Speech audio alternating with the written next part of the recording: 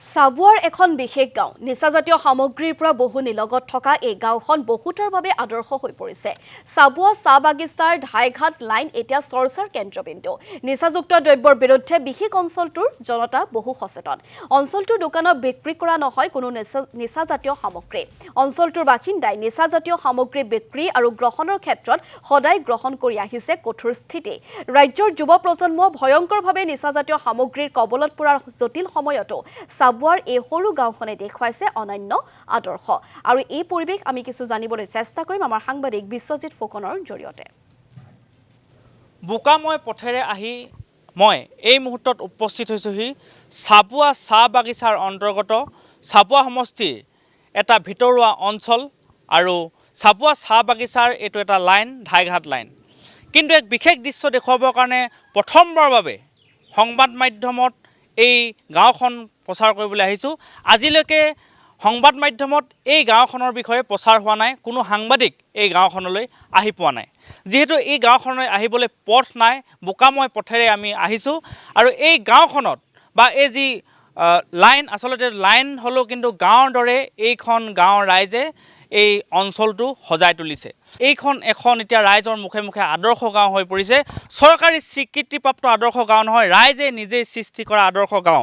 এই মুহূৰ্তত মই এখন দোকান এই গাঁওখনত এই লাইনটোতে দোকানখনৰ ভিতৰলৈ দোকানখনলৈ আহিম। যিহেতু দোকানী আছে মই তেখেতৰ ওচৰলৈ যাব চেষ্টা কৰিছোঁ আৰু ভিতৰৰ মই পৰিৱেশ মোৰ সহযোগীক কিছু দেখুৱাবৰ কাৰণে চেষ্টা কৰিছোঁ। ইয়াত চাওক ভিতৰত ইয়াত আপোনাৰ চিগাৰেট গুটকা কিবা পেকেট পাম নেকি? নাই, এটা বিক্ৰীয়ে নহয় ইয়াত।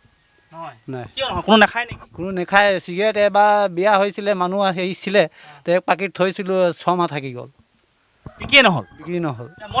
মদ ইয়াত যেনে মদ পানী ইয়াত বিক্ৰী নহয়, বনাই বিক্ৰীও নকৰে, বনাও নাই ইয়াত। কিমান বছৰ পায়? এইটো হৈ গ'ল এতিয়া 5 বছৰকৈ বেছিয়ে হৈ গ'ল। ইয়াত আৰু কি নেপায়? কেনেকুৱা ধৰণৰ নীতি নিয়ম আছে আপোনালোকৰ?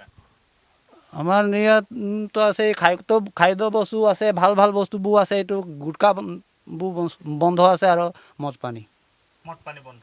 ইয়াত আৰু শুনিছিলোঁ মই ৰাতি জোৰকৈ আপোনাৰ বিয়া সকাম হ'লে 10 বজাৰ পিছত লাউড স্পীকাৰ দি চাউণ্ড। পঢ়া শুনা বেয়া হয়, ল'ৰা ছোৱালী পৰীক্ষা সময়ত বিয়া হ'লে এইটো গানা বাজনা কৰিবলৈ বন্ধ কৰি দিয়ে। हमने रास्ता घाट हमने के 1 नंबर प्रॉब्लम है।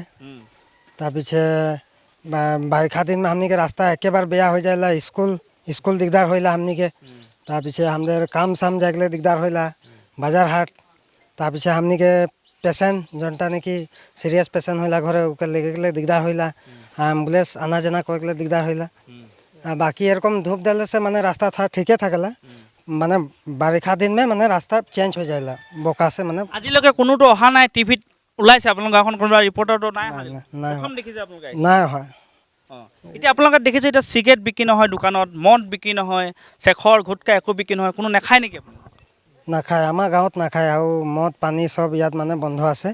আজি আপোনাৰ মানে 2 বছৰ হৈ গ'ল বা 3 বছৰ হৈ গ'ল, মদ পানী চব বন্ধ আছে ইয়াত। আৰু আগতে বিক্ৰী হৈছিলে, মানে এতিয়া ল'ৰা ছোৱালী এতিয়া সৰু সৰু আছে ন, তো এইকেইটাও মানে শিকি যায় খাবলৈ, চিগাৰেট টিগাৰেট গুটকা খাবলৈ শিকি যায়। সেইটো কাৰণে আমি গোটেই মানে গাঁৱৰ মানুহকেইটা বহি কিনে আৰু মিটিং কৰিলোঁ। তাৰপিছত এইকেইটা মদ পানী আজি 3 বছৰ হৈ গ'ল বন্ধ কৰিলোঁ। কোনো নাখায়? কোনো নাখায় ইয়াত, নাখায় ইয়াত।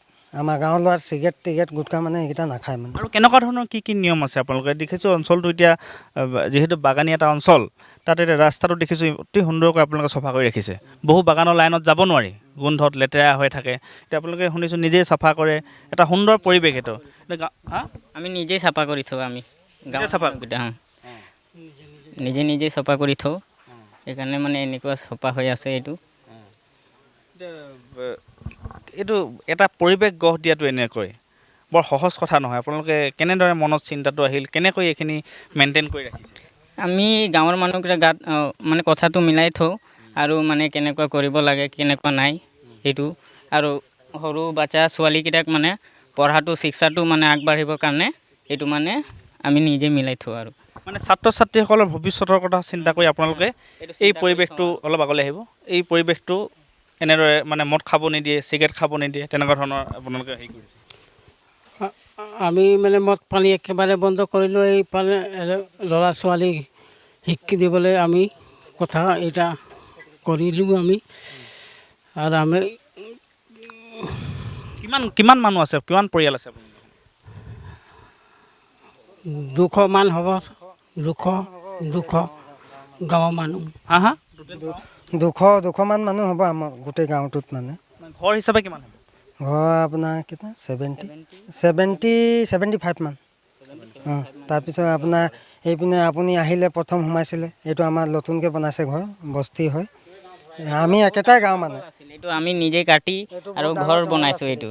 আৰু এইটো বহুত ডাঙৰ জংঘল জংঘল আছিল জংঘল আছিলে আগতে, বহুত ডাঙৰ জংঘল আছিলে। মানে এইটো হাবি আছিলে, জংঘল আছিলে ন? জংঘল আছিলে। হয়, আচলতে এটা গুৰুত্বপূৰ্ণ কথা কৈছে, এটা ঠাইটুকুৰা হাবি আছিল, জংঘল আছিল, কিন্তু এই অঞ্চলৰ ৰাইজে অতি সুন্দৰভাৱে এতিয়া এখন গাঁৱলৈ পৰিণত কৰিছে আৰু অতি সুন্দৰকৈ এটা আদৰ্শ দেখুৱাবলৈ সক্ষম হৈছে।